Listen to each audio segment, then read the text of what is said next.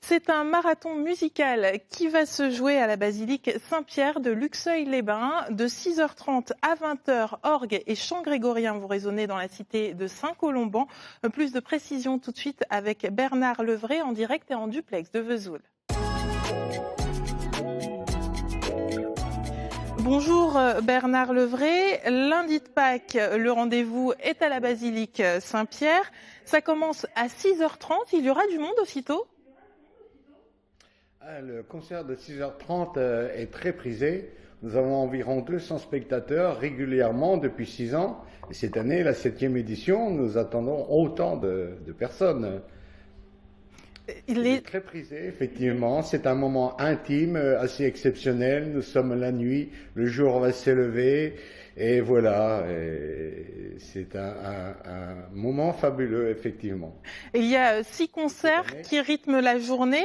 Les heures ne sont pas choisies par hasard. Les œuvres, non. Le premier concert, c'est un concert assez intime, en définitive.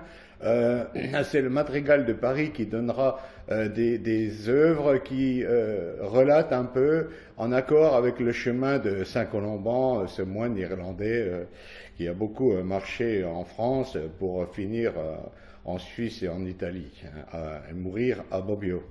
Oui. Et, toute une série de concerts sur toute la journée, une conférence à 9h par Nicole Desgranges sur la musique, l'improvisation, le grand concert de 11h avec le Madrigal de Paris également, et Baptiste Florian Marle-Ouvrard au grand orgue, et qui vient, je signale au passage, d'être nommé co-titulaire du grand orgue de Saint-Eustache à Paris, donc c'est un poste prestigieux.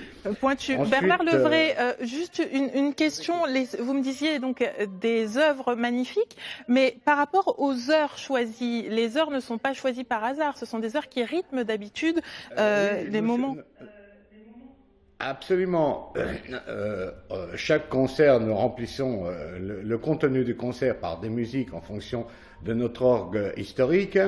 Mais effectivement, on a décidé de choisir les heures, parce que les heures anciennes des moines, vigiles, etc., jusqu'accompli le soir, eh bien, c'est un bon tempo, et puis ça a aussi une résonance par rapport au temps de ce qui se fait. Et on n'oublie pas non plus que le grégorien, il remonte à la nuit des temps, et tout ça, c'est une mélodie appréciée du plus grand nombre.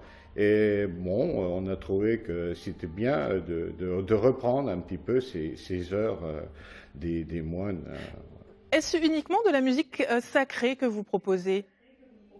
Ah non, pas du tout. Justement, l'intérêt, c'est d'ouvrir l'espace de la basilique, qui est un espace intemporel extraordinaire, je dirais aussi une salle de concert magnifique, hein.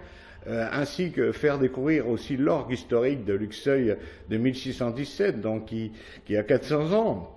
Et donc la musique d'orgue est immense, et notamment au niveau des improvisations, où là, les plus grands maîtres viennent et permettent aussi de faire découvrir cet instrument d'une autre façon que dans le domaine sacré, que nous ne rejetons pas, bien entendu. L'inspiration religieuse est énorme dans le répertoire musical, mais quand même, c'est pour ça que aussi, en dehors des improvisations, on a aussi de la chorégraphie.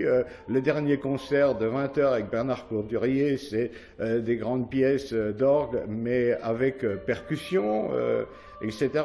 Le chant, le 5e concert sera celtique par une très belle voix d'une mezzo-soprano. Elle sera entourée d'un petit groupe chorégraphique de jeunes filles.